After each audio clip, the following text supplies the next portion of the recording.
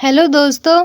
तो आज हम लोग क्लास 6 का एनसीईआरटी का दूसरा चैप्टर पढ़ेंगे। हिंदी का दूसरा चैप्टर पढ़ेंगे जिसका नाम है बचपन, जो एक संस्मरण है। और इसके जो लेखिका है वो है कृष्णा सोबती जी। तो आगे इस चैप्टर पे हम लोग बात कर लेते हैं। वो कहती है, मैं तुम्हें अपने बचपन की ओर ले जाऊंगी। मैं तुमसे कुछ इतनी बड़ी हूँ कि तुम्हारी दादी भी हो सकती हूँ, तुम्हारी नानी भी, बड़ी बुआ भी, बड़ी मौसी भी। परिवार में मुझे सभी लोग जीजी कहकर ही पुकारते हैं। हाँ, मैं इन दिनों कुछ बड़ा यानी उम्र में सयाना महसूस करने लगी हूँ। शायद इसलिए कि पिछली शताब्दी में पैदा हुई थी। मेरे पहनने ओढ़ने में भी काफ़ी बदलाव आए हैं। पहले मैं रंग बिरंगे कपड़े पहनती रही हूँ, नीला, जामुनी, ग्रे, काला, चॉकलेटी। अब मन कुछ ऐसा करता है कि सफ़ेद पहनो, गहरे नहीं हल्के रंग। मैंने पिछले दशकों में तरह तरह की पोशाकें पहनी हैं। पहले फ्रॉक, फिर निकर, वॉकर, स्कर्ट, लहंगे, गरारे और अब चूड़ीदार और घेरदार कुर्ते। बचपन में कुछ फ्रॉक तो मुझे अब तक याद है। हल्की नीली और पीली धार वाले फ्रॉक, गोल कॉलर और बाजू पर भी गोल कफ, एक हल्के गुलाबी रंग का बारीक चुन्नटों वाला घेरदार फ्रॉक, नीचे गुलाबी रंग की फ्रिल। उन दिनों फ्रॉक के ऊपर की जेब में रुमाल और बालों में इतराते रंग बिरंगे रिबन का चलन था। मतलब वो कैसा कपड़ा पहनी है, किस तरह का कपड़ा पहनी है, वो सब वो बता रही हैं। ठीक है। लेमन कलर का बड़े प्लेटों वाला गर्म फ्रॉक जिसके नीचे फर टकी थी। 2 ट्यूनिक भी याद है, एक चॉकलेट रंग का और अंदर की कोटी प्याजी, दूसरा ग्रे और उसके साथ सफ़ेद कोटी। मुझे अपने मोजे और स्टॉकिंग भी याद है। बचपन में हमें अपने मोजे खुद धोने पड़ते थे। वह नौकर या नौकरानी को नहीं दिए जा सकते थे, इसकी सख्त मनाही थी। हम बच्चे इतवार की सुबह इसी में लगाते। धो लेने के बाद अपने अपने जूते पॉलिश करके चमकाते। जब जूते कपड़े या ब्रश से रगड़ते तो पॉलिश की चमक उभरने लगती। सरवर मुझे आज भी बूट पॉलिश करना अच्छा लगता है। हालांकि अब नई नई किस्म के शू आ चुके हैं। कहना होगा कि ये पहले से कहीं ज़्यादा आरामदेह है। हमें नए जूते मिलते, उसके साथ ही छालों का इलाज शुरू हो जाता।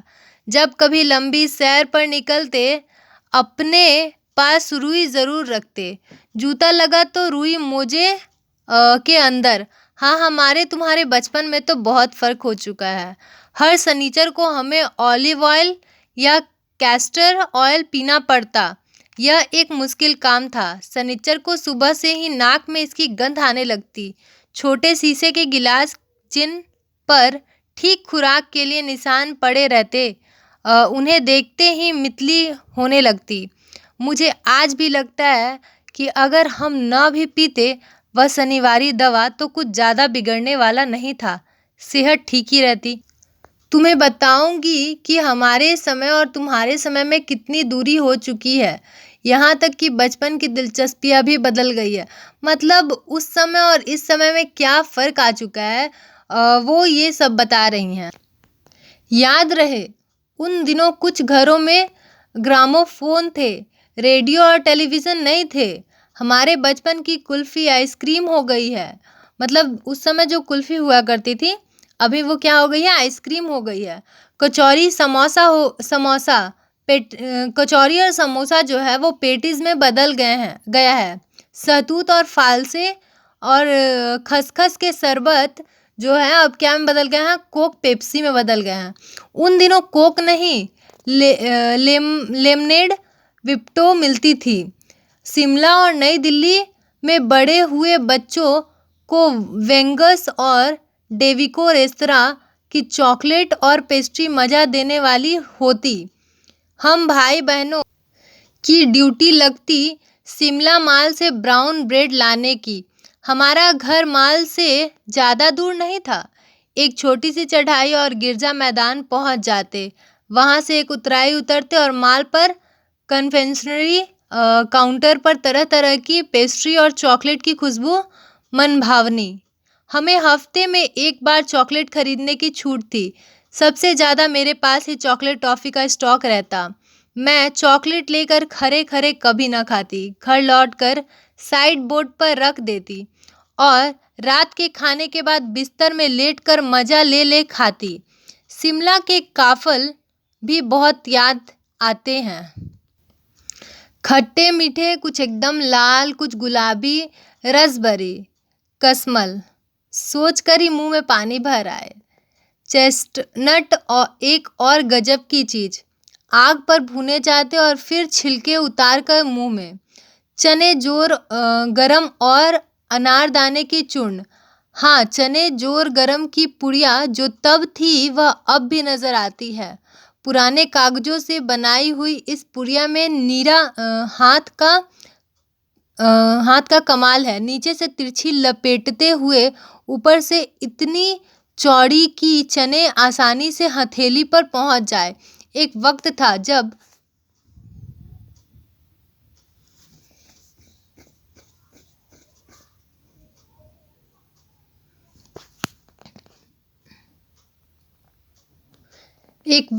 जब फिल्म का गाना चना जोर गरम बाबू मैं लाया, मज़ेदार चना जोर गरम उन दिनों स्कूल के हर बच्चे को आता था। कुछ बच्चे पूड़िया पर तेल मसाला बुरकवाते। पूरा गिरजा मैदान घूमने तक यह पूड़िया चलती। एक एक चना पापड़ी मुंह में डालने और कदम उठाने में एक खास ही लय रफ्तार थी। छुटपन में हमने शिमला रिज पर बहुत मज़े किए हैं, घोड़ों की सवारी की है। शिमला के हर बच्चे को कभी न कभी यह मौका मिल ही जाता था।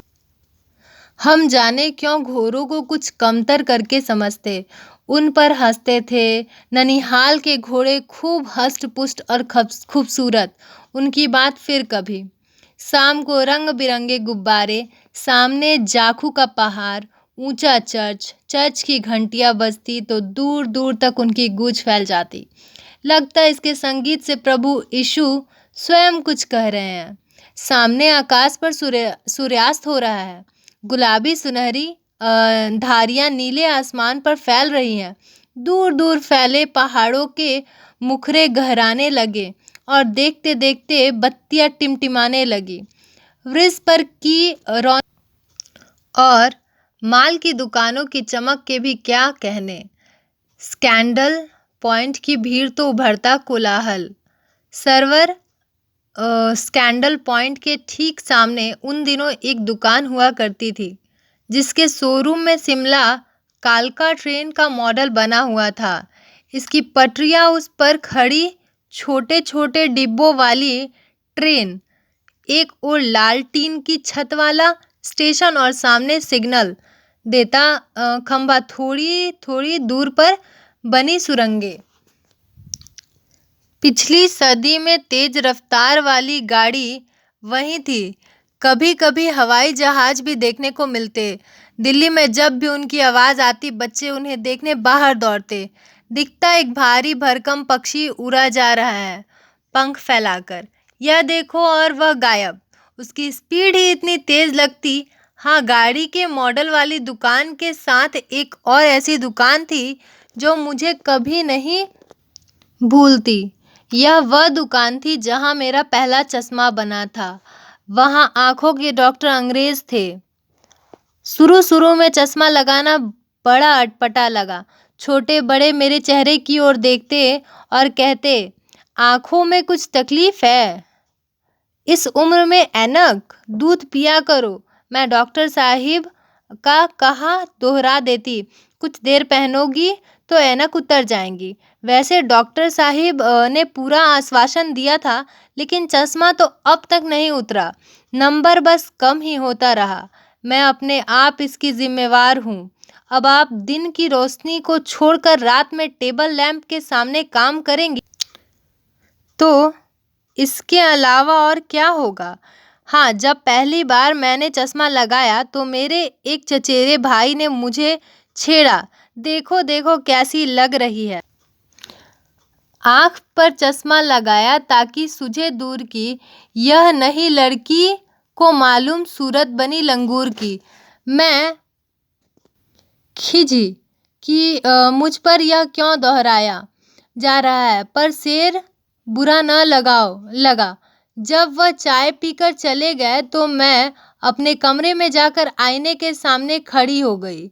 कई बार अपने को देखा, ऐनक उतारी, फिर पहनी, फिर उतारी, देखती रही। सूरत बनी लंगूर की? नहीं नहीं नहीं, हाँ हाँ हाँ। मैंने अपने छोटे भाई का टोपा उठाकर सिर पर रखा।